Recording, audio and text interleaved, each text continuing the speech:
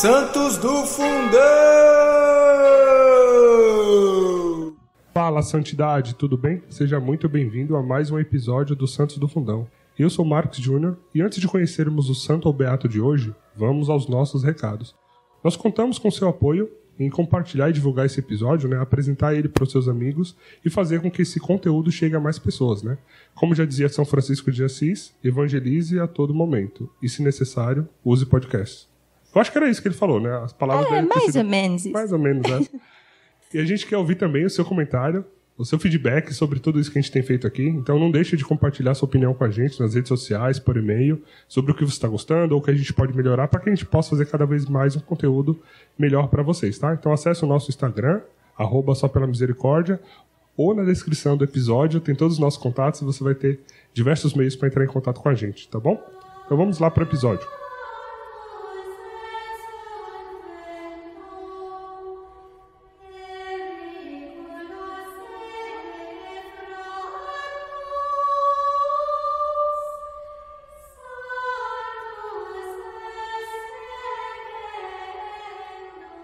E para o episódio de hoje eu estou aqui com... Cris Dias. Dani Vieira. Tati Boni. Muito bem, amados. Estamos aqui então para finalizar essa série, a primeira série que nós gravamos. E nessa série o tema foi as Santas Doutoras da nossa igreja. Então hoje nós vamos falar sobre aquela santa que das quatro talvez seja inclusive a mais do fundão, Santa Idelgarda de Bingen. E antes de começarmos a falar um pouco e partilhar aquilo que a gente estudou, sobre a vida dela, nós queremos pedir desculpas aí pelo atraso, A gente até postou no Instagram um pouco sobre isso, então nós tivemos um problema sério aqui com relação aos equipamentos, enfim, tivemos que correr e quebrar o porquinho aqui para conseguir pôr o equipamento aqui em ordem para voltar à gravação.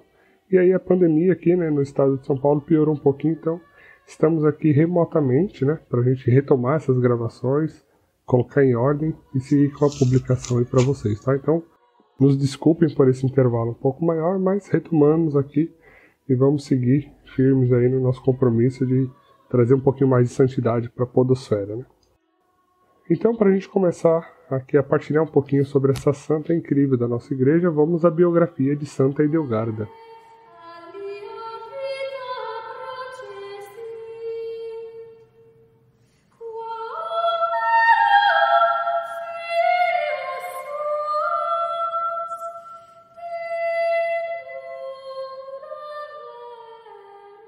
Santa Idelgarda, nascida no ano de 1098, no Castelo, na região de Reno, na Alemanha. Eu não sei dizer o nome do castelo, galera. É a 10ª filha do casal nobre, Idelberto e Matilde.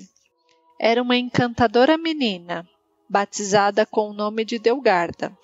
Apesar da frágil saúde, desde os primeiros anos de existência, mostrava uma inteligência sobrenatural e uma inclinação religiosa. Com 3 anos, já relatava suas primeiras experiências de visões místicas. Aos 8 anos, como era comum à época, os pais a confiavam sob os cuidados de uma monja, a senhora Juta, no mosteiro beneditino. Após 30 anos, quando Juta morreu, Idelgarda assume como abadesa, tamanha era sua espiritualidade e conhecimento intelectual. Viveu uma intensa e laborosa vida, contribuiu com a igreja com diferentes títulos, autora de diferentes livros, dentre eles alguns com suas visões sobrenaturais. Escreveu mais de 400 cartas a diferentes pessoas, foi teóloga, monja, abadesa, pregadora, cientista natural e botânica, compositora de música sacra, musicista, pintora, desenhista, poeta e dramaturga, superando os limites da sua saúde frágil desde a infância. Em 17 de setembro de 1179, no silêncio do convento, faleceu a abadesa Idelgarda, com 81 anos. Seu túmulo tornou-se o centro de peregrinações de milhares de fiéis, que a consideravam santa. mas a sua santidade só foi oficializada em 7 de outubro de 2012, pelo Papa Bento XVI, que também a nomeou doutora da Igreja. Gente, vocês viram aí pela biografia que essa mulher ela não dormia, né? Ela simplesmente não dormia para conseguir dar conta de tudo isso que ela fez, né? Como a Cris falou aqui na biografia, foram muitas coisas. E confesso que em mais de 30 episódios, essa santa foi de fato a que deu mais trabalho para estudar pelo conteúdo, né? Falando até um pouco dessa linguagem dela, né? Bento XVI escreveu assim, né? Que a linguagem de Hildegarda é caracterizada por um estilo original e eficaz. Ele recorre de bom grado às expressões poéticas e de grande carga simbólica, com fulgurantes intuições, analogias incisivas e metáforas sugestivas. Então imagina a gente entender o que eram as metáforas, as analogias e com toda a simbologia que ela trazia, né, nas visões que ela via. Então eu quero perguntar para vocês como foi conhecer um pouco mais essa grande santa da nossa igreja. Quem quer começar partilhando um pouquinho? Você falando, né, da forma dela se comunicar e dessa forma simbólica e poética, eu já quero iniciar dizendo que, assim, apesar de ser uma doutora da igreja, de ter muitos ensinamentos, para a gente ter a plena certeza de que tudo isso é obra de Deus mesmo, como muitos outros santos, né? A Hildegarda era iletrada, né? Como se chama. Ela mesmo, em uma carta a São Bernardo de Claraval, ela fala que ela mal sabe ler, mal sabe escrever, né? E quando a gente escuta as cartas que ela ditou, né? Porque quem escrevia as cartas e quem escreveu os livros dela não eram outras pessoas, né?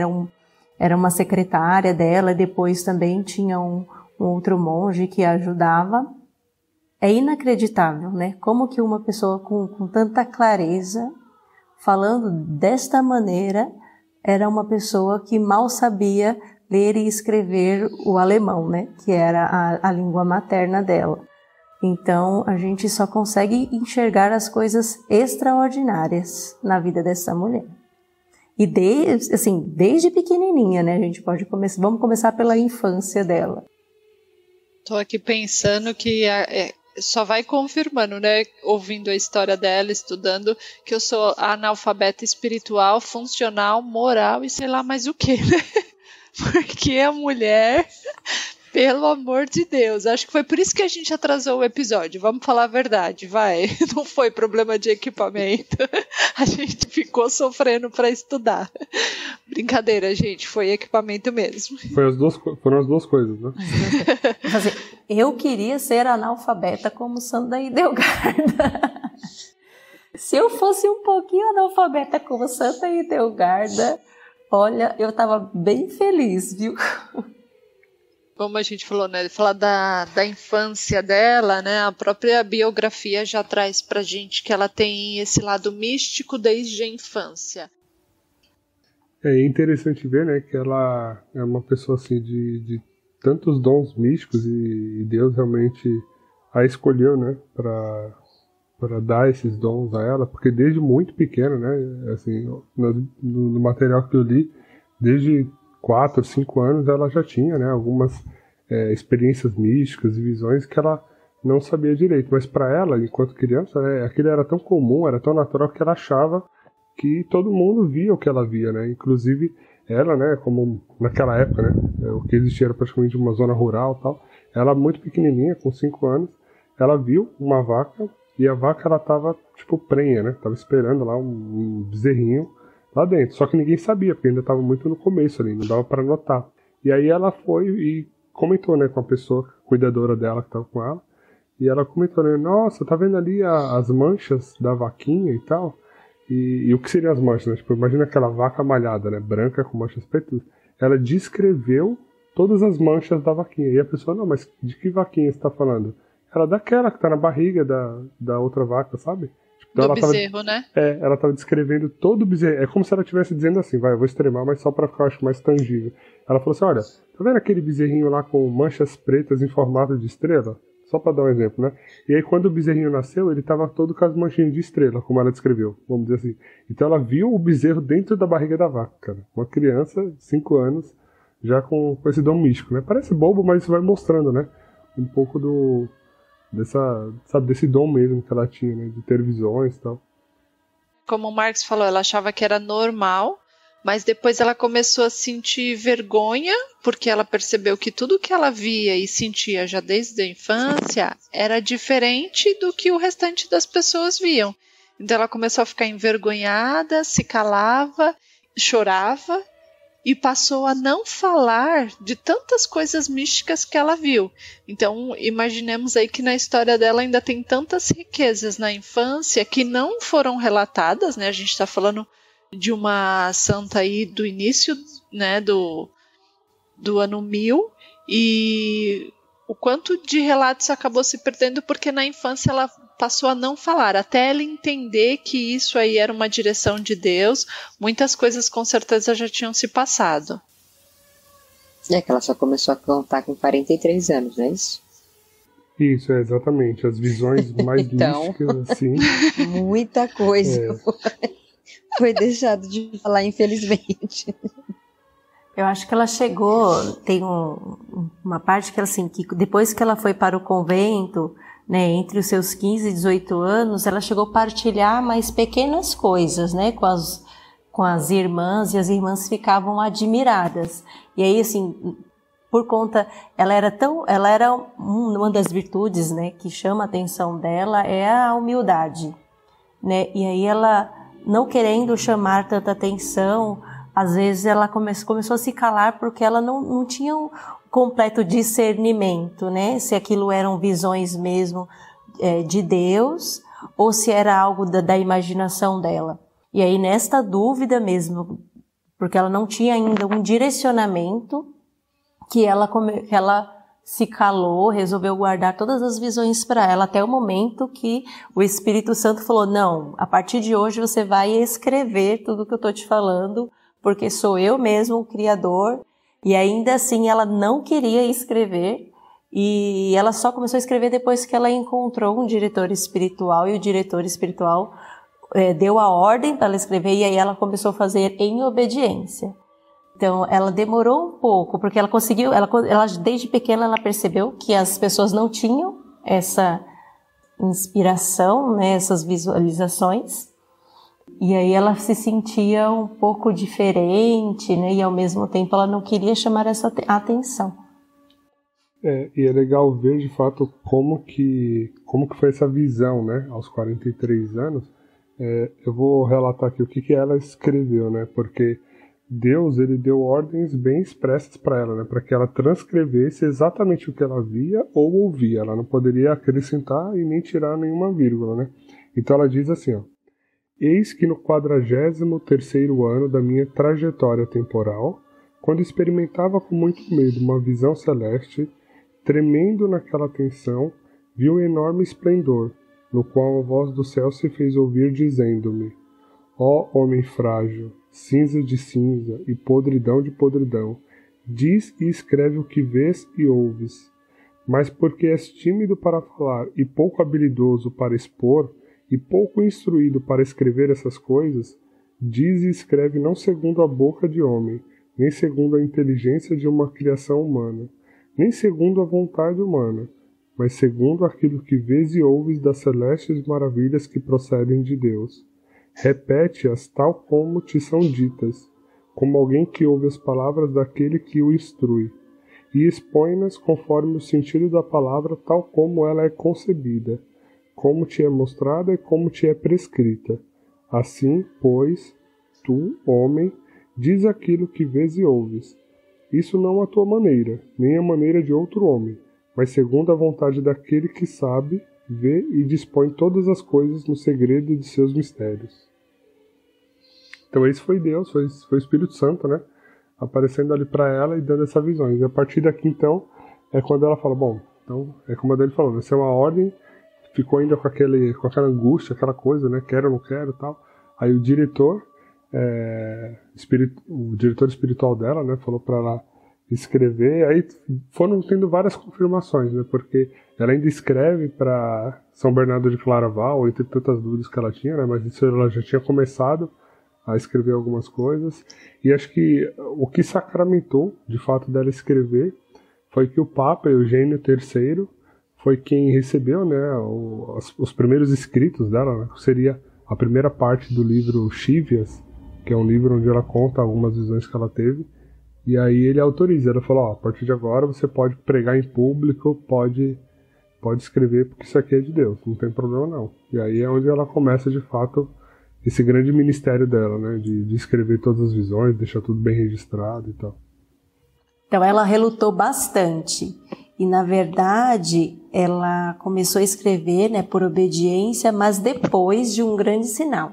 Que mesmo tendo essa visão e essa ordem do Espírito Santo, ela não se sentia digna. Ela achava que ela não era nada, ela não queria escrever, né, porque ela achava que ela não tinha condições de escrever todas essas revelações. E relutando, ela caiu numa grande enfermidade. Ela ficou doente seriamente por conta disso, porque era para ela escrever e ela estava meio que desobediente ao Espírito Santo, então ela ficou muito doente. E quando ela recebeu, né, a ordem do diretor espiritual, ela levantou, sarou ali na hora e começou a escrever, e aí a partir daí não parou mais. Foram inúmeros livros, em primeiro lugar, né, livros com muitos ensinamentos dessas visões, que explicam bastante coisas do Evangelho, né, das leituras bíblicas. Ela tinha um entendimento muito profundo, né, que Deus revelava para ela das Escrituras, e também escreveu muitas cartas para papas, príncipes e imperadores. Então ela foi a boca de Deus mesmo nesta terra, com muitas coisas interessantíssimas. E sobre essas cartas dela, né, é interessante porque de fato ela influenciou tanto a sua época que muitos, reis, muitos papas até que ela acabou pegando ali, né, enquanto, na mesma época que eu quero dizer, né, então ela viveu numa época onde os papas se aconselhavam com ela em alguns assuntos, tiravam dúvidas, e é interessante ver realmente assim, a pessoa quando ela é diferente, né, você já viu que no outro trecho, eu fiquei muito impactado assim, com a linguagem que ela usa, né? Os termos que ela usa é muito engraçado. O trecho que eu acabei de ler sobre a visão dela, você vê como ela fala, né? No meu 43º ano de vida da minha trajetória temporal, né? Ela não é assim, eu tenho 43 anos e eu vi isso. E aí eu tava lendo uma carta dela aqui também, que eu achei muito engraçado, assim, né? Porque ela vai falar que Deus disse alguma coisa para aquela pessoa, né? Ela mandou a carta pro bispo de Bamberg, que era um bispo dessa cidade, e ela foi falar assim, olha, fulano, Deus te disse isso. Mas para dizer isso, ela usou esses seguintes termos, né? Aquele que é e do qual nada está oculto diz. Então, ou seja, ele que lute para saber quem é e do que está oculto, né? Ele que lute. Mas eu acho que... Mas é engraçado ver que, assim, mesmo nesses termos, você vê também o profundo conhecimento de escritura que ela tem, né? Sim. Porque quando Moisés tá falando com Deus, e ele fala, né, tipo, Deus deu para ele algumas ordens e falou, fala pro povo que eu disse isso para eles e tal. Essa é a regra, vamos dizer assim, né? Aí ele, tá bom, senhor, mas quando eu chegar lá, eu vou ter que falar qual é o seu nome, né? Porque eles não vão acreditar. Qual é o seu nome? E Deus revela o nome dele, né? E o nome de Deus é o quê? Eu sou. Eu sou. Então, ela falou certo, né? Porque aquele que é, ou seja, Deus é. E é engraçado nessa passagem bíblica, porque quando Moisés... Não, mas como que eu falo pro povo? Aí Deus diz assim pra ele, né? Fala que o eu sou disse. Tipo, imagina o nó na cabeça do povo. E, ou seja, essa frase, por mais... pra gente, né? Eu falo por mim. Eu lendo aqui, eu acho muito engraçado o jeito dela escrever. Mostra também um profundo conhecimento da Bíblia, né? Das Sagradas Escrituras, numa época que não tinha gráfica, não tinha nada, né? Ou você lê as cópias escritas à mão ali nos pergaminhos e tal, e era muito caro ter uma Bíblia, então provavelmente era uma ali no mosteiro para todo mundo, ou sei lá, uma outra, e quando você vai lendo as cartas, é muito interessante ver toda essa profundidade do conhecimento das escrituras que ela tinha, né? E na verdade a gente acabou dando aqui um salto, né? A gente saiu dos 3 anos e foi para os 43 anos, mas o que deu essa base para ela das escrituras, né? A gente falou que ela não teve muita formação, vamos dizer assim, acadêmica, né? Da escola formal, de escrever bem a gramática, né? Alemã. Mas ela foi entregue, a formação dela foi entregue a uma outra irmã, né? Uma outra monja. E ela foi educada, né, que fala assim, que ela cresceu em graça e santidade. Então a educação dela foi baseada principalmente nas Santas Escrituras. Ela foi, pelo que eu ouvi, né, no audiobook, todos os dias, essa irmã, a educação dela era sempre baseada em salmos. Ela ia decorando os salmos, decorando as passagens da Sagrada Escritura. Por isso que assim, ela meio que tinha na memória, né, toda a Bíblia, porque ela viveu, estudou apenas a Bíblia. Ela não estudava a gramática do alemão, ela estudava a Bíblia. Ela estudava a palavra de Deus a partir, né, dessa vivência junto da irmã. E aí eu quero voltar nesse ponto da história que você comentou, Dani, que assim, me chamou muito a atenção, fiquei refletindo bastante sobre isso, e eu vou sempre falar sobre isso e acho que vou morrer falando disso, que é sobre a vocação, né? Quando a gente cumpre aquilo que Deus espera de nós. Então, os pais dela tiveram a sabedoria de colocá-la, de confiá-la, né, a esse mosteiro, ao convento com a Juta, quando ela tinha 8 anos de idade. Então, isso já estava no plano de Deus, e os pais souberam ouvir esse projeto de Deus e ordenaram a vontade deles com a vontade de Deus. E os frutos são esses que nós estamos colhendo hoje na igreja, né? Então, ordenar a vontade desses pais de colocar essa filha com tão pouca idade, eles tinham não sei quantas filhas, acho que 10, né? Mas eles colocaram ela no tempo certo, naquilo que era previsto, nesse convento. Ali ela foi cuidada por Juta. Então, até em uma das cartas dela, ela fala que Juta dedicou-se a ensiná-la sobre as Sagradas Escrituras, como a Dani colocou, mas que lhe faltou a gramática, né? Escrevendo essas cartas, né, nessa profundidade, eu fico pensando, se não tivesse faltado a gramática, como que nós iríamos ler isso, né? Exato. Eu falei, gente, se ela era analfabeta e escrevia desse jeito, imagine se fosse, né, letrada, né? Se fosse uma intelectual. Seria inacessível, vamos dizer, seria inacessível para nós, réis mortais. E outro ponto assim que eu refleti bastante é sobre a figura da pessoa Juta na vida dela, né? Quem foi Juta na vida dela? E aí eu fico pensando, quem foram as Jutas que Deus confiou a minha vida, a minha espiritualidade ao longo dessa história, e também a quem Deus tem me confiado como Juta? Porque Juta foi a mulher fundamental na vida dessa mulher e formou tão bem a discípula que o ditado serve exatamente nessa situação, né? A discípula superou o mestre, porque aí ela passa a ser abadesa após a morte de Juta e ela fez ao convento e à história da igreja tudo que nós estamos bebendo hoje, né? E que esse podcast é só uma pincelada disso. Mas o papel de Juta é fundamental na espiritualidade dela e na história dela. É importante falar, Cris, isso que você falou, em vida a gente não vai conseguir falar da Idelgarda, viu, gente? Porque tudo que ela foi, tudo que ela fez, tudo que ela nos deixou é tão grandioso, né? E o podcast é só para instigar você a saber mais da vida dessa santa, a procurar mais, se aproximar dela. E voltando no que a Dani falou da inteligência, né? Assim, nossa, ela não tinha o estudo para escrever. É o que nós precisamos aprender hoje, a pedir para Deus que o primordial, quando a gente começa uma oração de intimidade, aquela oração no secreto, a gente precisa pedir sabedoria, né? Porque se a gente pede sabedoria, a gente tem tudo. Então a gente não tem o entendimento intelectual, educacional, né? Mas se a gente pede para Deus essa inteligência, essa sabedoria, Ele nos dá. a gente começa a entender melhor as escrituras, as passagens, as palavras, aquilo que Deus quer. Então, o primordial, com certeza, era o que ela pedia, que era sabedoria, né? E Deus abundou ela de sabedoria e inteligência. E como a gente hoje dá e valoriza e dá mais atenção ao contrário, né? A gente quer oferecer tantos conhecimentos, tantas oportunidades para os nossos filhos, e o quanto essa educação espiritual fica negligenciada também, né? E aí quando a Cris pergunta, né, quem é a Juta de hoje em dia? Né?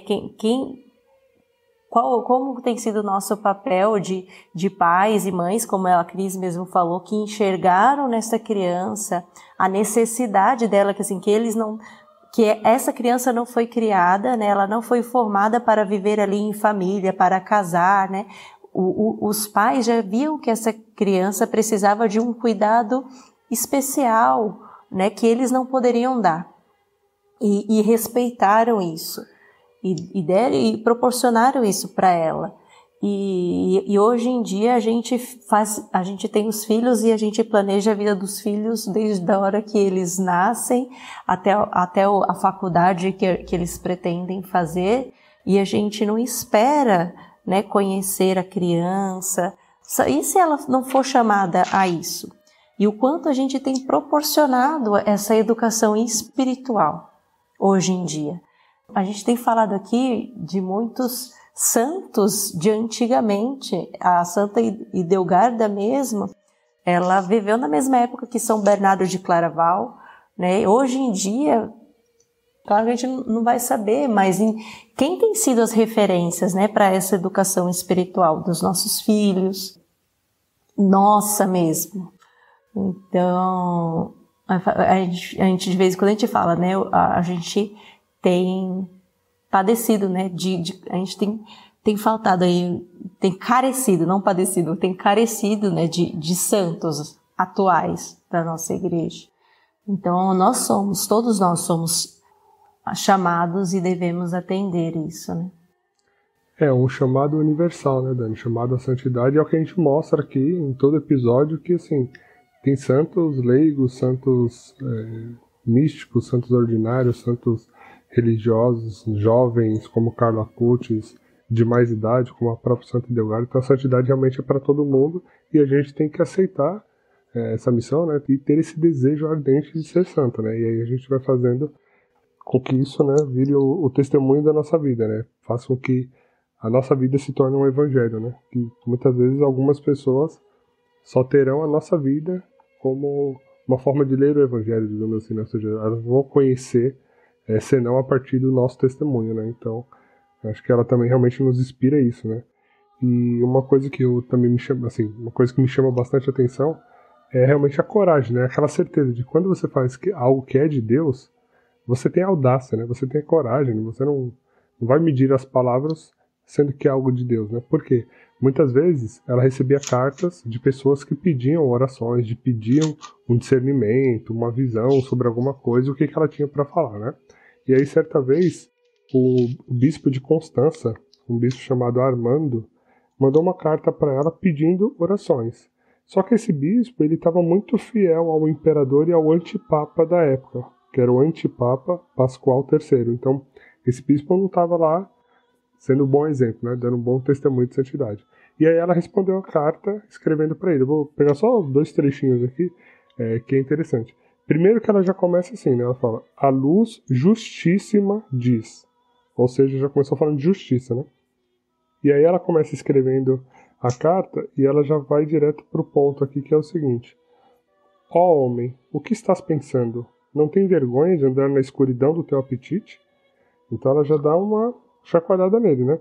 E aí ela vai descrevendo aqui mais um trechinho da carta. E ela fala, né, que as pessoas vão procurá-lo, visto que ele é o bispo, né, então vão se aconselhar com ele, vão procurar ele, mas ela fala para ele, mas os teus lábios estão cheios de retórica vazia, a qual é tua própria essência, e você manda as pessoas embora irados e indignados, porque eles não encontraram o que procurava, né, e ela termina, ó, portanto, desvia-te da escuridão para o caminho estreito, e lança alguma luz sobre os pensamentos do teu coração, para que o Pai de todos não te diga: por que estás, ó tolo, escalando uma pilastra que não construíste? O dia escurece para quem não trabalha no caminho estreito. Tu, especialmente, deve tomar cuidado com isso. Levanta-te rapidamente e passa a andar na estrada reta e estreita, antes que o sol se ponha para ti e os teus dias declinem. E aí já me chama a atenção também a objetividade, né? Porque assim, ó, antes que os teus dias declinem, acabou. Não tem um tchau, beijo, Santa Edelgarda, passar bem. Acabou aqui. Então, assim, essa audácia dela, essa coragem, é bonito de ver, né? Porque a mesma mão que muitas vezes manda uma mensagem de encorajamento, dá um afago e traz ali a pessoa, né, para mais perto de Deus, ela também chacoalha, bate quando preciso, e esse também é um trazer para perto de Deus, né? Quantas vezes a gente vê um amigo próximo, quantas vezes aquela pessoa do grupo de jovens, da nossa paróquia, tá indo para um caminho um pouco diferente, né, e tal, e às vezes a gente com receio, tipo, mas e se eu falar e a pessoa ficar chateada? Então, assim, eu vou usar um termo que parece forte, mas é meio isso, né? Às vezes a pessoa tá indo para um caminho e você não vai lá buscar ela. Então, você prefere que ela vá para o inferno do que ela fique chateada? Vai lá, fala assim: amigão, amado, vem cá, ó. O que você acha da gente bater um papo e tal? Chama pra comer uma pizza, né? Não vai chegar com o catecismo na mão logo de cara, né? Vamos comer uma pizza e tal, numa boa, e ali você vai puxando a pessoa e tal, e vai corrigindo, né? Na época, o WhatsApp que ela tinha eram as cartas, né? Então...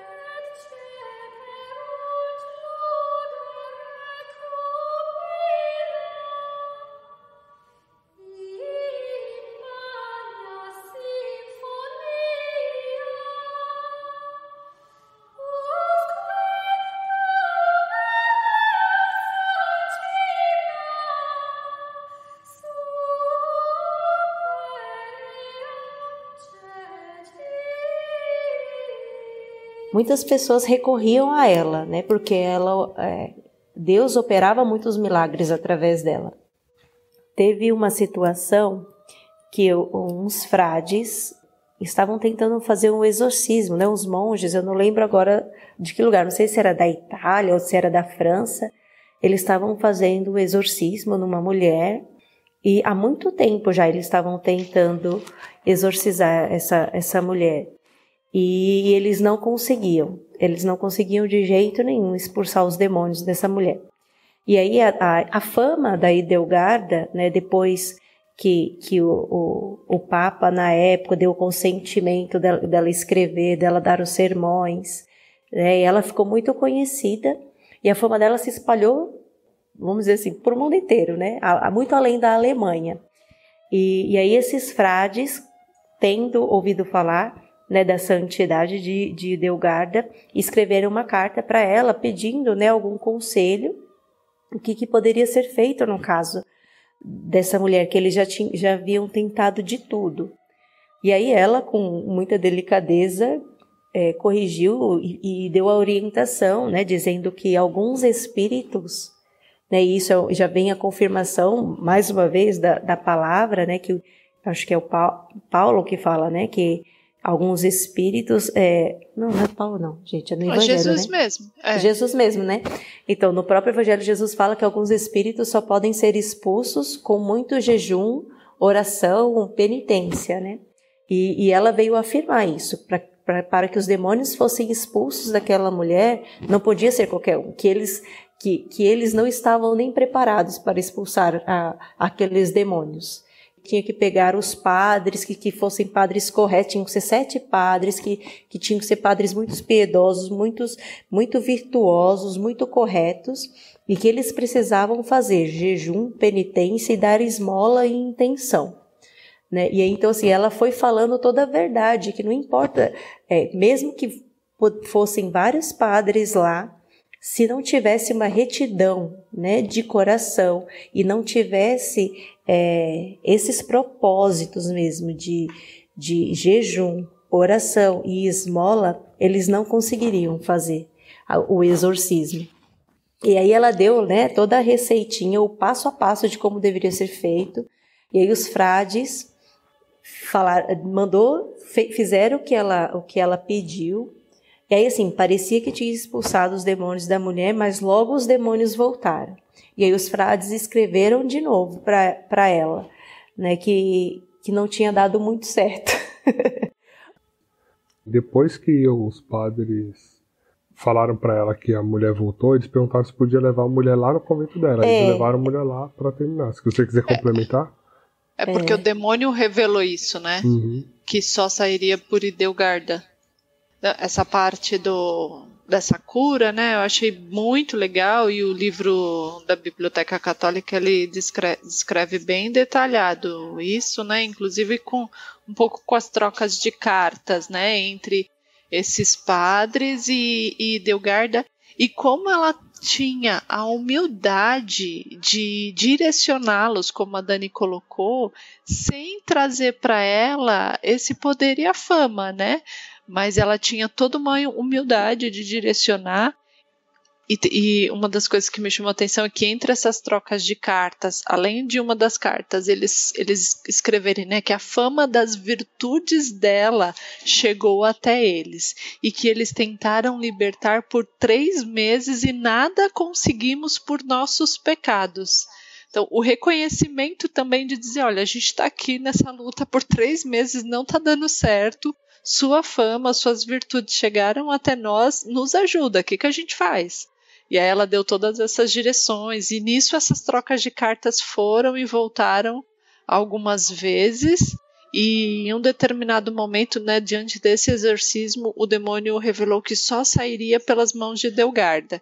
E aí teve todo um percurso para que essa mulher fosse direcionada até o convento de Hildegarda, para que o convento recebesse ela, e que tudo acontecesse, né, da forma mais tranquila possível, até que essa mulher foi verdadeiramente liberta, né, de uma maldição, de uma possessão aí de tantos anos. E aí, em relação a isso, Hildegarda tem várias outras curas e milagres que são muito semelhantes até aos milagres de Jesus. Então dá para perceber o quanto ela tinha a palavra de Deus bem viva, assim, né, na vida dela, nos ensinamentos. Acho que para quem gosta aí dessa linha de cura e libertação e de outras coisas, acho que Hildegarda tem umas histórias bem legais também. Até anotei aqui, e vou falar agora porque acho que se encaixa, que Santa Hildegarda tem para todos os gostos, né, gente? Então, tipo, quem é amante da alimentação saudável, a gente vai chegar lá nessa parte. Quem é da música, quem é do teatro, quem tem o dom aí da cura e libertação, Santa Hildegarda tem ensinamento para todo mundo. O primeiro é a humildade, a obediência e o amor, né? E sobre essa questão, realmente, querida, assim, ela realmente agrada a gregos e troianos, né? Todo mundo vai se encontrar ali, vai conseguir aprender um pouquinho com Hildegarda. E só uma curiosidade, tá? Aproveitando aqui, você falou de música, ela compôs, né, diversas sinfonias, canções, hinos. E se você ouviu o nosso episódio de Santa Teresinha, saiba que todas as músicas utilizadas para editar aquele episódio são de Santa Hildegarda. Então, se você... Eu imagino que você já deve ter identificado, né? Claro, acho que você escuta Santa Hildegarda todo dia. Então, provavelmente, quando você ouviu ali, você já falou, nossa, que legal, eles usaram Santa Hildegarda. E a gente vai usar também nesse episódio aqui uns trechinhos de músicas que ela compôs, cantos gregorianos, né? Muito bonitos. E que eu vou deixar aqui para vocês também, ao longo do episódio, escutar uns trechinhos, assim, para entrar nesse clima de Santa Hildegarda, né? Gente, eu vou confessar, eu não fazia ideia. Eu escutei de Santa Teresinha, né, depois, eu não participei da gravação, mas eu escutei de Santa Teresinha, mas eu não fazia ideia de que Santa Hildegarda tinha composto sinfonias. Por isso que a gente fala que essa mulher não dormia, gente. Amiga, ela conseguia tudo isso porque ela falava, a luz viva me move. Ela não falava tipo assim, ó, só a luz me move. Era uma luz viva. E ela foi uma das santas mais amigas do Espírito Santo. Então, se a gente, né, parte do pressuposto que o Espírito Santo sopra onde quer e ele faz nova todas as coisas, ela tinha que ser tudo isso mesmo. Porque além dela pedir essa luz viva, que já dava esse movimento na vida dela, ela era íntima do Espírito Santo de Deus. E a gente pode tudo quando a gente tem o Espírito Santo. É impossível, assim, para as pessoas que são incrédulas, né, e ainda duvidam da existência de Deus, duvidam da existência do Espírito Santo. Gente, é impossível a gente ver a vida de uma pessoa dessa E é humanamente impossível. Uma pessoa sem a graça divina não faz, né, tudo que os nossos santos fizeram, tudo que os nossos mártires fizeram. Então, assim, é impossível você se manter incrédulo quando você começa a estudar e ver a vida dos santos, porque o que eles fazem é pela graça de Deus. E ainda, né, sobre o que eu estava comentando da cura, né, dos milagres, eu fiquei pensando em alguns movimentos de Santa Idelgarda que eu acho que tem a ver bastante com esse nosso contexto de hoje em dia, né? Hoje a gente fala que vive num mundo tão corrido, que a gente não tem tempo para as coisas, não tem tempo para o outro, tal. E Santa Idelgarda, mesmo com toda a distância física, geográfica, como ela se fazia presente em diversas situações. Então, quando ela recebia muitas cartas pedindo curas, libertações, ela enviava, gente, água benta para todo mundo. E aí eu fico pensando, tipo, às vezes a gente na nossa casa, né? A gente tem a capacidade hoje da tecnologia de acessar outras pessoas, de rezar por outras pessoas. E às vezes a gente fica preso no nosso mundo, né? No nosso mundinho. Então, quando nós estamos verdadeiramente abertos ao Espírito Santo, que é isso que as meninas falaram, a gente vira incansável mesmo, é porque essa luz viva nos move. Então, ela não se cansava, ela ia, mandava água benta e era pela fé, por essa água benta as pessoas eram curadas. Quando ela saía do convento para fazer pregações, ela tinha um olhar que ela observava tudo à volta dela. Então eu fico pensando o quanto as coisas faziam sentido para ela. Não era um simples percurso que ela pegava o navio, o barco, sei lá, para ir até outra região pregar. Aquele percurso tinha um sentido para ela. Ela observava cada planta, cada rio, o movimento do rio, qual era o contorno que ele fazia sobre aquela região. E dentro daquele navio as pessoas a procuravam para que ela realizasse curas. Tem milagres dela onde a mãe de um menino cego ali no navio pediu para que ela curasse o filho. O que ela tinha nas mãos? Ela não tinha nada, ela tinha só a água do rio, do mar que estava ali do lado dela. Ela pôs a mão naquela água, passou sobre os olhos do menino e o menino ficou curado. Então, essa sensibilidade de estar aberto à graça, né, e usar aquilo que era elementos próximos a ela. E ela realmente, assim, né, essa memória também dela, porque, como você falou, Cris, ela ia pregar para algum lugar, pelo caminho ela saía descrevendo tudo que ela via. Ela anotava, ela descrevia, ela desenhava, né, tipo, o contorno dos rios como se fosse um mapa geográfico, né, uma carta náutica, e ela ia catalogando tudo. Tanto é que, do lado do Ocidente, ela foi a primeira pessoa a lançar um tratado de botânica, né, eram 2 livros, falando especificamente de botânica, das plantas, o efeito medicinal das plantas e o efeito que elas tinham no corpo e tal, porque no lado do Oriente já tinha alguns tratados, mas do Ocidente ela foi a primeira.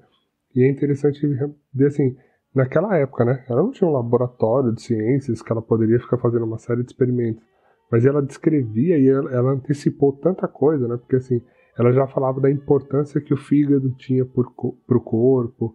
Ela descrevia bem, tinha uma série de receitas medicinais, né? Porque naquela época a medicina estava muito ligada a esse mundo natural, né? Das plantas e tal. Então, ela prescrevia algumas medicações que eram receitas caseiras, né? Então, mistura a planta A com a planta B, ferve desse jeito, faz assim, toma que você vai ficar bom. E ela, com todo esse conhecimento, né? Que ela foi adquirindo nessas viagens, você vê, nenhum minuto para ela era perdido, né? Você acha que ela estava olhando para a paisagem, admirando a beleza da criação, enquanto isso ela estava escrevendo ali, né? E ia catalogando as plantinhas e tal. Tanto é que ela foi tão reconhecida por esse trabalho, e tem várias... Hoje em dia você encontra nutricionistas que tem trabalhos inspirados nela e tal, que o nome dela batizou uma categoria de plantas. Então tem tem um gênero de planta chamado Idelgardia, de tão importante que ela foi para esse ramo da botânica também. E tem uma linha também na medicina que no Brasil é pouco conhecida, né? Depois que eu estudei a vida de Idelgarda, eu fiquei tentando descobrir que tem na linha da medicina dela no Brasil, tal, dessas plantas medicinais. E aí acho que um dos próprios livros que a gente leu diz que há pouca tradução no Brasil porque no fim das contas é quase assim, né? Que a gente é um pouco burro e não procura muito essas informações. Então é meio que isso, assim. Mas não foi tão claro assim nessas palavras. Mas tem uma linha da medicina que é a medicina idelgardiana, alguma coisa assim. E ela fazia esses experimentos, né? É outra coisa que eu costumo dizer. O que o mundo tenta ensinar hoje, a igreja já diz isso há 2000 anos. Então, essa questão do cuidado, do natural, da medicina que ela ensinava mesmo, das plantas naturais, da saúde. O ensinamento que ela fala de saúde, de equilíbrio, através das plantas, da alimentação saudável. Se a gente seguisse o que ela falava, não existia pecado no mundo. O pecado da gula, então, não existiria. E ela fala que o nosso corpo, o nosso sistema nervoso, vamos dizer assim, né, está completamente ligado ao espiritual, que não tem como separar. Não existe uma vida espiritual boa, saudável, se o seu corpo não estiver bem, saudável, né? E ela, nesses experimentos, ela buscava sempre fazer, né, as fórmulas e os remédios principalmente para amenizar as situações, até as questões de humor e de depressão. Né, no audiobook fala também, né, de como misturar algumas plantas para acalmar a cólera, né, para você se irritar menos, ou até a própria tristeza, porque ela fala que isso afeta demais a vida espiritual, a espiritualidade. Então, assim, a conexão, né, do corpo com o espiritual. E aí ela fala assim, da verdadeira importância, né, do cuidado com o corpo. E cuidado com os próprios sentimentos, né? E a influência disso na sua vida espiritual e na sua alma mesmo. E hoje em dia a gente vê muito suplementos, né? Hoje em dia a gente vê, já sabe que para tratar depressão e TPM e tantas outras coisas que mexem, né, com a gente, a partir de suplementos, e a Santa Idelgarda, mais de 900 anos atrás, ela já falava das necessidades, né, que uma boa alimentação, quanto uma boa alimentação e as ervas medicinais podem auxiliar a gente, né, o nosso metabolismo, e amenizar esses sintomas. E para os curiosos que nos ouvem, né, tem algumas iniciativas aí na internet, foi uma linha também que eu pesquisei um pouco, de mulheres na cozinha a partir das receitas da Idelgarda. Então, ela descrevia mesmo várias receitas, como a Dani falou, de chás, de coisas que eram boas, né, para nós, não só para os doentes, ela tinha essa classificação, que ela tinha receitas, né? Não só para os doentes, mas também para os sadios e várias coisas. E aí hoje em dia tem alguns movimentos que acho que católicas na cozinha, que ensinam receitas a partir da vivência da Idelgarda. Tem algumas nutricionistas também, algumas pessoas que eu acompanho, e que falam dessa espiritualidade de Idelgarda aplicada no nosso dia a dia.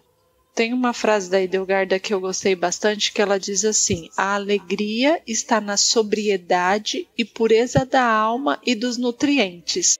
Então, ela traz esse equilíbrio, né? Vou até repetir: a alegria está na sobriedade e pureza da alma e dos nutrientes.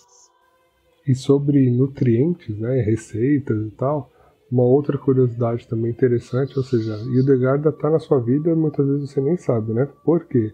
Coube a ela uma das inovações da época, né? Porque na verdade assim, já estava experimentando isso um pouco antes dela, né? Então ela não foi a primeira a introduzir esse ingrediente à receita, mas foi ela quem descreveu e falou tudo certinho, que é o quê?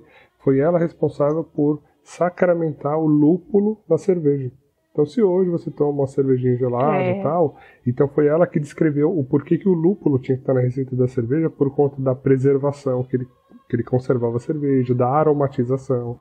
Ela falou também do efeito calmante que ele tinha, que ele deixava as pessoas mais tranquilas e tal. Então, ela viu que nos experimentos dela, né, no herbanário lá do mosteiro, o lúpulo tornava a cerveja fácil de ser digerida, né? Um alimento, porque pensa que não é a cerveja que você toma hoje geladinha aí na sua geladeira, né? Era cerveja feita muito artesanalmente naquela época, então ela falou que o lúpulo trazia essa leveza para a cerveja. Então, se hoje a cerveja tem esse ingrediente, né, que é quase que padrão aí nas receitas de cerveja, tem um dedinho ali também de Santa Edelgarda, né? Ela definiu a alimentação saudável, né, e essa qualidade de vida já naquela época com 5 pilares. Ela falava sobre nutrir a alma, nutrir o corpo, viver saudavelmente, reforçar a imunidade e desintoxicação regular, que aí também entrava jejuns e outras coisas. E ela falava que todo o excesso alimentar intoxica o homem e produz a tristeza. Isso é tão presente nos nossos tempos, gente. Era isso que eu ia falar. Era isso que eu ia falar. Gente, parece que essa mulher fez uma live semana passada falando sobre isso, né? E isso só tem quase mais de 900 anos, né? Só tem 900 anos, só foi 900 anos atrás.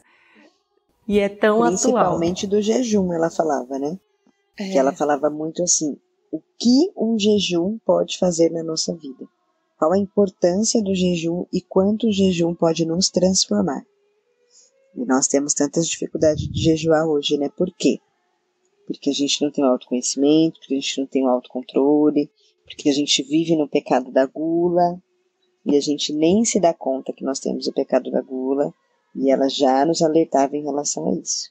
E é interessante que essa questão do jejum, ela trazia exatamente isso, Tati, dos benefícios espirituais, sim, mas dos benefícios físicos, né? Ela falava da questão do jejum como essa desintoxicação mesmo, que traz o bem físico, mas os benefícios que ela tinha espiritual, que tem a ver com o que a gente falou atrás aí da cura e da libertação lá. Totalmente, não tem como você estar sempre disponível para ser usada assim por Deus, o que a gente comentava esses dias, né? Quero estar sempre disposta, quero estar sempre preparada para quando o Senhor quiser me usar. Não tem como você estar sempre preparada se você não vive essa realidade de jejum, oração, penitência e pedindo sempre essa sabedoria, né? Como a gente falou lá atrás. Não tem como, você só pode estar preparada para ser usada como Deus quiser e aonde Deus quiser, a hora que Deus quiser, se você estiver na graça. E ela com certeza era essa mulher que vivia na graça, por isso nos deixa tantos feitos, tantas bênçãos, tantas graças. E por que não, né? Clamarmos a intercessão de Santa Edelgarda por essa pandemia. Sim. Acho que está mais do que na hora, né? Nossa! Passou da hora já, né? Vamos procurar se tem uma novena de Santa Edelgarda. Com certeza tem. A gente que gosta de novena, vamos procurar umas novenas de Santa Edelgarda para fazer, minha gente, que a gente está precisando. Com certeza. E aí uma coisa que eu quero, né, voltar aqui, assim, em relação a como a fama dela se estendeu, além da... Ela falava, né, para muitas pessoas importantes, mas ela nunca deixava de acolher a todos também. Ela não ficava só falando com os papas, com os reis e com os imperadores, né? Todo mundo que se achegava lá no convento procurando um conselho, procurando oração, ela acolhia com muito amor, com muito carinho. E a fama dela se estendeu tanto. E ela, assim, ela não só falava da palavra de Deus, mas ela era a palavra de Deus. As pessoas viam, né, a graça de Deus dela, que, assim, muitas meninas se identificaram e queriam estar na presença dela. Assim, foram tantas pessoas procurando e desejando ser vocacionadas e ser guiadas por ela, porque ela tinha muito amor e muito cuidado com as monjas, né? Como ela era abadesa, ela sempre se via como mãe dessas meninas, e ela cuidava mesmo, e muitas jovens queriam entrar no convento, e um convento só não foi suficiente, tanto é que ela teve que construir mais uns 2 aí, porque a ordem foi crescendo, né, de tal forma, e eu fico pensando assim, que exemplo que ela era, né, para as meninas daquele tempo.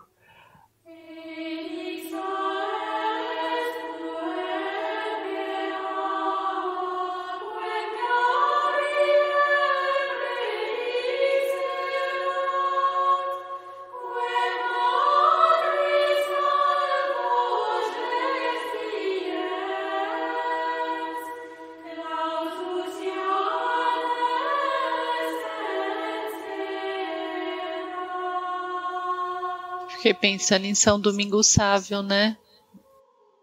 Na referência de Dom Bosco, mas isso é coisa de outro episódio. Quem não ouviu, ouça.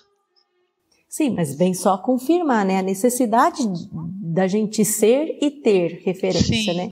E aí a gente tem que avaliar a nossa vida para saber qual posição que a gente está. Se nesse momento eu preciso procurar alguém que seja essa referência, esse alguém que me leve para Deus, né, que até possa cuidar de mim, me dar orientação, me dar conselho, ou se eu estou no momento de ser a referência para alguém, né, através das minhas atitudes, com atitudes coerentes, né, aberto à graça de Deus. Então, assim, é um bom momento para a gente, usando o exemplo e a vida de Hildegarda, na história dela, a gente olhar a nossa vida. E hoje a gente tem uma facilidade de ter exemplos, né, Dani, de ter pessoas a seguir, levando ao pé da letra, né, quem a gente segue nas redes sociais. O que a gente segue nas redes sociais, né? E as Sim. pessoas que nos seguem, o que elas veem, o que elas procuram nos seguir. Ao pedir lá, fazer uma solicitaçãozinha de amizade, de seguir a gente no Instagram, o que elas estão procurando? Quando elas entram nas redes sociais, o que elas veem? Será que nós somos exemplos? Será que nós somos pessoas a ser seguidas? Será que as pessoas que nós estamos seguindo são o que realmente nós devemos seguir? Né? Estamos no tempo da Quaresma. É bom nós fazermos uma faxina nas nossas redes sociais. Exatamente. Né? Ver realmente assim, será que Jesus seguiria esse fulaninho, essa fulaninha? Será que Nossa Senhora seguiria? Né? Trazer mesmo para a nossa realidade. Né? Então é muito importante isso que você colocou. E o ponto que você colocou também, né? Principalmente hoje em dia, em que tem-se muito exemplo. Né? E que é muito fácil você ter contato com as pessoas. Mas aí, assim, é pedir mesmo discernimento para saber quem será a sua referência, quem será o seu exemplo. Porque hoje em dia o acesso é muito fácil, diferente daquela época que as correspondências eram por carta e a fama, né, ia se espalhando ali de boca em boca. Hoje em dia é tudo muito rápido, né, é tudo muito visível, é tudo muito exposto. Então, isso que você colocou também é muito importante, né, da gente ver quem tem sido a nossa referência, né, e os excessos que a gente tem hoje em dia. E um outro lado também interessante dela era quanto ela tinha um zelo pela liturgia, né, ali dentro do mosteiro, né, que ela ia fundando.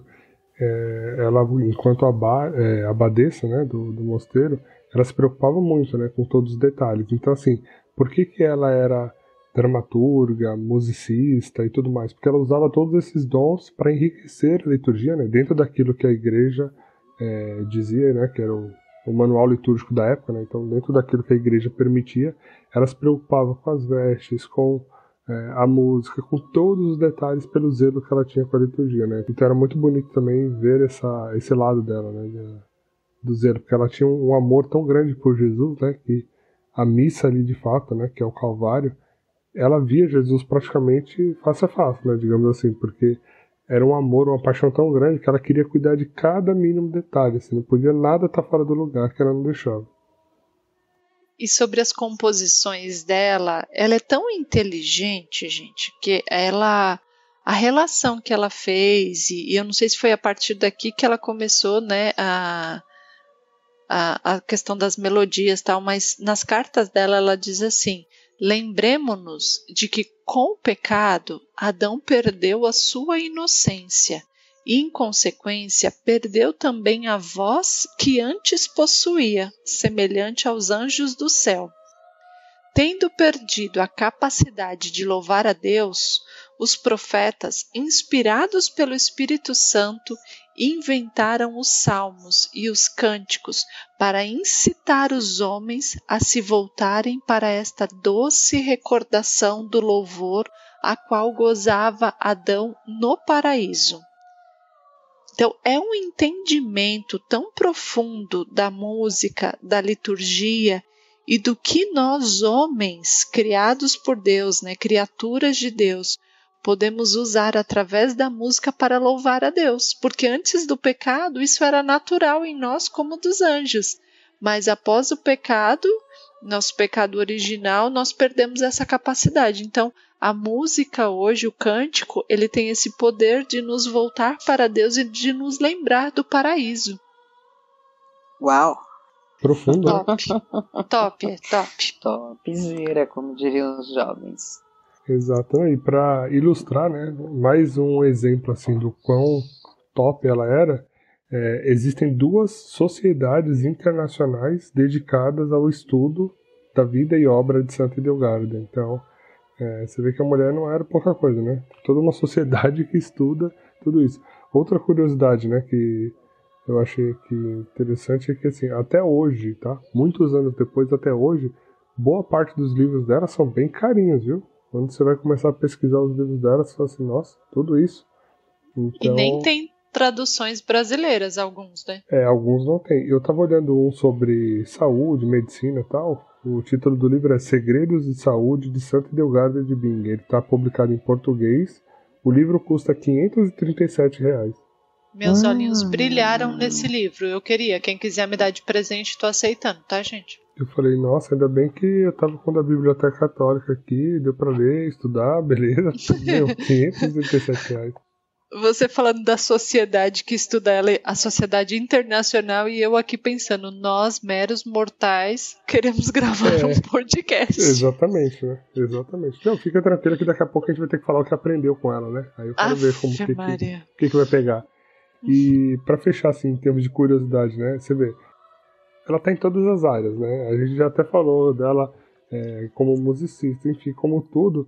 E todo mundo, acho que estudando sobre ela, cada um à sua maneira foi tentando homenageá-la de algum modo, né? Então, como eu falei lá atrás, existe todo um ramo de plantas, né? Um gênero de plantas, uma categoria de plantas com o nome dela, e existe até um asteroide com o nome dela, gente.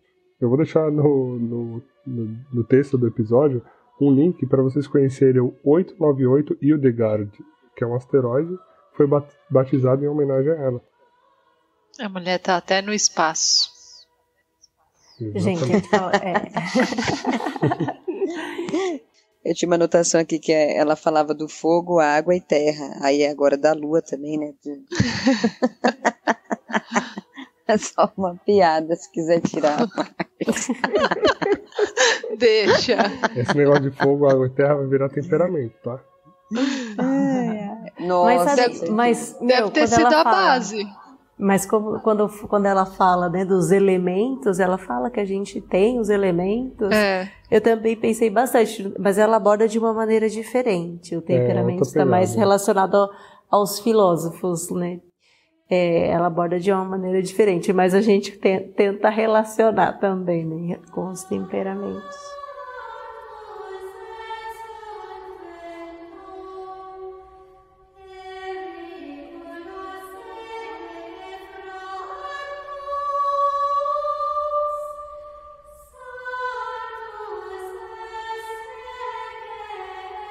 Bom, gente, então, como vocês viram, até Sociedade Internacional para Estudar a Mulher, ela tinha, né? E a gente aqui está tentando dar o nosso pitaco, né? Nossa pequena contribuição para te deixar talvez um pouco curioso aí para conhecer um pouco mais.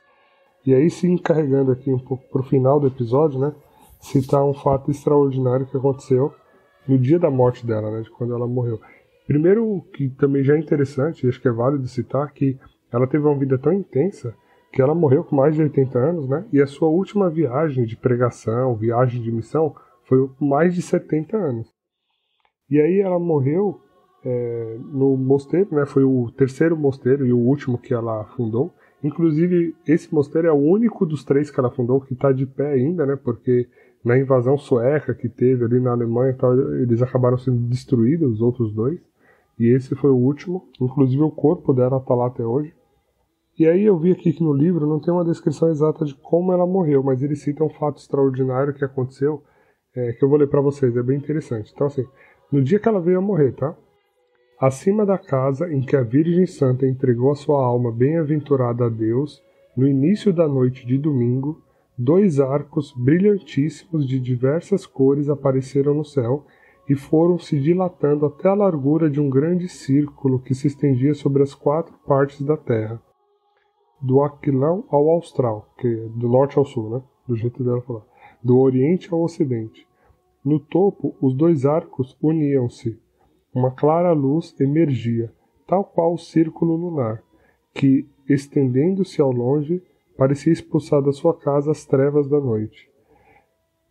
Nessa luz via-se uma cruz rutilante, pequena inicialmente e depois crescendo pouco a pouco se tornou imensa, em torno da qual havia inúmeros círculos de cores variadas, nas quais via-se aparecerem pequenas cruzes brilhantes em seus círculos, cruzes todavia menores do que a primeira. E essa estendia-se por todo o firmamento, prolongando-se mais para o oriente, iluminava a terra junto à morada em que a Virgem Santa tinha passado da terra para o céu, e depois parecia declinar. Podemos acreditar que por esse sinal Deus mostrou com que luzes tinha inundado aquela que ele amava, em suas moradas celestes. Ou seja, ela era tão extraordinária que no dia da morte dela, Deus a presenteou, digamos assim, com um fato extraordinário, né, em que as irmãs do mosteiro puderam presenciar, puderam ver nos céus essas luzes com as cores e as cruzes assim, bem diferentes. Né? Até porque as visões que ela teve realmente são muito diferentes. Se você procurar fotos assim, na internet, pinturas, né, das visões, você vê que eu particularmente não entendi muita coisa não. Eu só fiquei me perguntando se de repente Leonardo da Vinci não se inspirou nela para fazer aquele homem vitruviano, né? Porque em muitas das visões que ela tinha e as pinturas que ela fez sobre as visões, tinha um homem no centro, né? Então, só uma curiosidade também. Mas veja que até o último minuto, fatos extraordinários passaram pela vida dela, né? Amém, gente?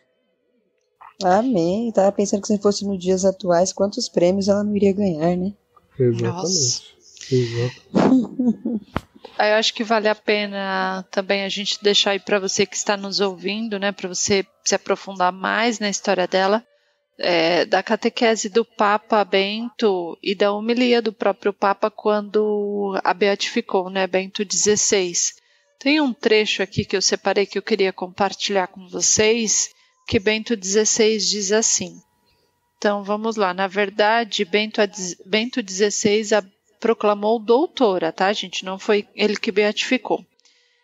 O trecho da carta, quando ele proclamou ela doutora, em 2012, ele diz assim: por isso, a atribuição do título de doutora da Igreja Universal a Hildegarda tem um grande significado para o mundo de hoje e uma extraordinária importância para as mulheres. Aí um parênteses meu, né? Quem diz que a igreja não dá espaço para a mulher, a gente não conhece a história da igreja, né? E aí Bento continua. Em Hildegarda resultam expressos os valores mais nobres da feminilidade. Por isso também a presença da mulher na igreja e na sociedade é iluminada pela sua figura, tanto na ótica de pesquisa científica como na da ação pastoral. A sua capacidade de falar a quantos estão distantes da fé e da igreja fazem de Hildegarda uma testemunha credível na nova evangelização. Fim, é isso. Só tudo isso. Gente, esse podcast, se a gente fosse falar tudo que é a Hildegarda, né? A importância dos ensinamentos dela, né? Dos ensinamentos teológicos, dos ensinamentos, né, relacionados à botânica, à medicina, humanístico, artístico, poético, a gente precisaria de fazer uma sequência, uma série só dela, né? Porque é muita coisa. esse podcast é realmente uma gotinha, uma pincelada mesmo, só para torná-la, quem sabe, mais conhecida e mais popular, vamos dizer assim, para que ela seja amiga, né, de muitas outras pessoas. Quando fala dessa questão, né, da mulher na igreja, eu, em outras épocas atrás, né, antes de me aprofundar um pouquinho mais, claro que meu conhecimento é muito raso, né, na verdade não tenho conhecimento nenhum, mas antes eu era muito pior. Então, e a gente ficava, né, com aquele feminismozinho cravado dentro da gente, mas por que não existe mulher, padre mulher, né, que na verdade não dá para ser padre mulher, teria que ser madre, né, mas, e aí fica aquela instigando, assim, gente, isso é do capeta, tá, isso é coisa do demônio, porque assim, as mulheres não precisam desse título dentro da igreja, porque isso é pura vaidade. Para que uma mulher recebeu o título para ser madre, para exercer o papel de um sacerdote, né? Isso é vaidade. E o que traz a vaidade, a disputa, a desigualdade é o demônio. Ponto. Então, se em qualquer momento isso passar na cabeça de você, mulher católica, já fica sabendo logo que isso é do demônio, tá? Não entra essa divisão dentro da nossa igreja. E assim, escuta tudo que a gente falou aqui sobre as doutoras da igreja. Como essas mulheres foram peças fundamentais para a história da nossa igreja católica. Como elas sustentaram através da obediência, da oração, né? Elas passaram por momentos dificílimos dentro da história da igreja. A gente acha que a nossa igreja está sendo atacada hoje, e assim, a gente não teria coragem de viver na época dessas mulheres. A nossa igreja é atacada desde sempre. Hoje, ela ainda é atacada menos, se você for olhar por toda a história, né? Dos mosteiros que a Santa Idelgarda ajudou a erguer, só existe um, que na verdade existe porque ele foi, acho que, reconstruído, porque todos os outros foram destruídos durante a história, né? Durante todas as perseguições que teve na nossa igreja. Então esse é um recado final aí, que é muita coisa pra gente aprender e refletir com essa mulher. Eu acho que a igreja... Papo reto, hein, amiga? Ô, louco. E eu acho que a igreja, eu diria até que ela é atacada mais, né? A diferença é que antigamente era atacada a igreja física, né? Principalmente. Ia lá e derrubava o mosteiro, derrubava a igreja, era guerra, era tudo, né? Hoje em dia, você vê que o ataque é diferente, né? O ataque é na família, o ataque... Exatamente. Sabe? Ele é velado, ele é na rede social. É um ataque diferente, mas eu diria que ele é até maior, né? Mas muito bem. Fecha a igreja por causa da pandemia. Exatamente. Então, é que assim... infelizmente, o inimigo, ele achou, né, a brecha, que foi através, né, das ideologias, que tem entrado, que tem achado, né, muitos meios para se achegar e acomodar, se acomodar, né, na nossa história. Então ele percebeu que, assim, tirar a vida e quebrar os templos, né, como foi atacado muito antigamente, não estava funcionando, estava criando mais santos e mártires, né? Então ele descobriu um jeito de se infiltrar no nosso meio, através das ideologias. É isso que nossa igreja tem sido atacada dessa maneira, né? Infelizmente, dentro da nossa própria igreja, muitos não se dão conta disso, é de uma maneira realmente muito velada. E o Marques falou bem, a nossa igreja é muito atacada, mas as pessoas não percebem por conta das ideologias. Muito bem, gente. Terminando aqui então um pouco da história de Santa Idelgarda, com uma reflexão bem profunda, bem interessante, para fazer realmente todos nós, né, pensarmos um pouquinho aí. E agora eu queria perguntar para vocês o que nós aprendemos com Santa Idelgarda. Lá vem o Marcos com essa pergunta. Eu sempre aprendo depois de você, então pode falar, Dani. Não, entre tantas outras, essas milhares de coisas que a Idelgarda falou, uma coisa que me chamou muito a atenção, né, foi o que a gente falou lá no começo do episódio sobre a educação. Né?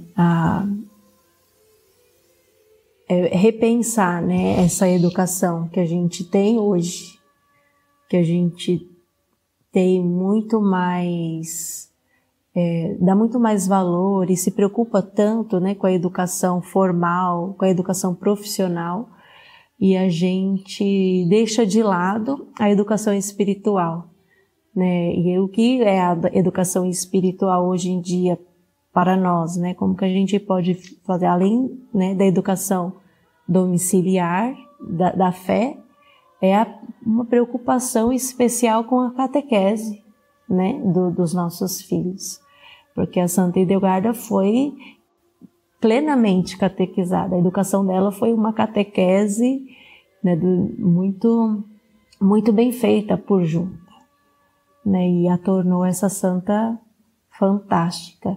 Então, o chamado, né, o puxão de orelha que ela me dá, o que eu aprendo hoje, é ter um pouco mais de zelo e dar a devida importância a essa educação espiritual. Bom, o que eu aprendi com Edelgarda, né, acho que ponto que me chamou a atenção aí para que eu olhe para a minha vida, né, fiquei pensando assim, em como melhorar a administração do meu tempo, né, porque o tempo da Edelgarda era o mesmo que o meu, né, a contagem das horas, dos minutos não mudou de lá para cá, e como essa mulher, ela colocou o sentido das coisas como aquilo que ela precisava fazer durante a vida dela, durante o dia dela, ela fez com excelência, né? Ela cumpriu tudo que ela poderia fazer, o tempo dela foi útil. E isso para mim é o que eu quero pensar nesse dia de hoje a partir desse episódio. A gente fica falando da inteligência de Edelgarda e tal, mas o quanto ela se dispôs a isso, né? O quanto ela se dedicou a isso. Ela tinha um chamado, ela tinha algo a cumprir, mas como ela respondeu isso através da administração daquilo que era o tempo dela, né? É o que a gente brinca, eu imagino que ela não dormia. E tudo para ela, eu fui entendendo na história dela que fazia um sentido. Então, se ela precisava sair do mosteiro, aquilo tinha um sentido para ela. Ela ganhava tempo na observação, na escrita, nas cartas, na cura, na oração. Ela foi completa, né? Então, que Deus nos dê a graça de buscarmos essa perfeição mesmo, a exemplo dos santos. E a perfeição não é algo inatingível, a santidade é para todos. Complementando isso que você fala, Cris, a gente fala, hoje em dia, né, qual é a diferença? Você falou, né, que ela tinha o mesmo tempo, a mesma quantidade de horas do dia, né, que a gente tem hoje. A diferença é que, assim, não tinha tantas distrações, né, não tinha tantos ladrões que roubam o tempo, né. Hoje a gente permite isso, né, que entre muitos ladrões na nossa história e que roubam o nosso tempo. E aí a gente acha que a gente não tem tempo para nada, né? Então, se é o ladrão do celular, né? Os ladrões de celular, de rede social, da preguiça, né? Do eu mereço descansar, eu mereço deitar um pouquinho, eu mereço, né? São os pequenos ladrões que vai roubando nosso tempo, que no final do dia a gente vê que, meu Deus, o dia passou e eu não fiz nada. Né? Eu tô falando isso pra mim, tá, minha gente? Porque eu tenho essa sensação e eu não deixo um ladrão entrar, eu deixo a quadrilha inteira entrar. Falta de vergonha na cara, né? Preciso melhorar isso aí também. Então já vou anotar aqui. É o nosso vício da preguiça, né? Exatamente. Bendito. Bom, gente, eu fiz diferente dessa vez. Inventei aqui uma oração com o que eu aprendi com Edelgarda. Então segue lá. O que eu ler aqui é uma oração que eu quero fazer para ela e que é o que eu aprendi. Ó minha doutora Santa Edelgarda, através da tua intercessão, peço a graça da extrema humildade. Que o Espírito Santo mostre o meu talento e eu o potencialize. Quero sair do senso comum, eu quero que a luz viva de Cristo reine em mim. e quero, como tu, ser amiga desse Espírito Santo, e que esse mesmo Espírito me dê coragem de anunciar e denunciar, sem perder a minha essência da mulher feminina. Amém. Amém. Fechou com Amém, chave de ouro. Nossa, eu não vou nem falar nada. Amém. Ainda falta você, Marcos. Não. Se lascou. Tati, manda aí por WhatsApp rapidinho, só pra eu fazer essa oração também. Só muda a palavra feminino por Só masculino. muda a parte da mulher feminina. Exatamente. Ai, viu, Santa Edelgarda. Não entendi muito o que ela quis me ensinar, não, mas olhando pra ela, realmente, eu vejo assim, essa prontidão, né, a estar aberta ao que Deus quis pra vida dela, não só vida religiosa em si, mas ir aonde Deus queria que ela tivesse, né? Então eu fiquei, todas essas excursões que ela fazia para ir palestrar, para ir pregar, ou seja, ela tinha um chamado, ela tinha uma missão, ela tinha que ir lá, ela ia lá e resolvia. Então, acho que o que fica muito para mim hoje é isso, eu ter essa prontidão para fazer aquilo que Deus quer de mim, sabe? Assim como ela fez. E eu sei também outra coisa que ela ensinou a gente: a persistência, a não desistir, porque a gente teve a um passo de desistir de gravar esse podcast, hein? E a gente nem vai contar para vocês quantos entraves nós encontramos para a gravação dele. Mas amém, ele saiu porque era da vontade de Deus. Sim, vai produzir muitos frutos, né? Eu creio nisso. Amém. Então, pessoal, chegamos ao fim da série das 4 doutoras da igreja. Se você está conhecendo o Santos do Fundão a partir deste episódio, você pode, ao terminá-lo, voltar aí no episódio de Santa Teresa d'Ávila, depois ouvir Santa Catarina de Sena, Santa Teresinha, e aí fechar as 4 doutoras da igreja, né? Foi a nossa forma, né, de começar esse ano de 2021, de homenagear essas grandes santas da nossa igreja e de aprender um pouquinho mais com elas, né? Nos aproximarmos dela e quem sabe colocar aí no seu hall de amigos do céu, no seu altarzinho, né? Então esperamos também que Santa Edelgarda interceda por você, rogue pelas tuas necessidades, pelas tuas esperanças e que ela se faça cada vez mais presente na sua vida também. Amém? Amém.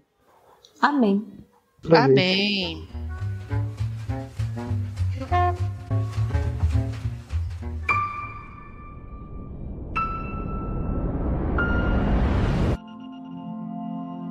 Então, pra gente fechar, a vida de santidade é só pela misericórdia.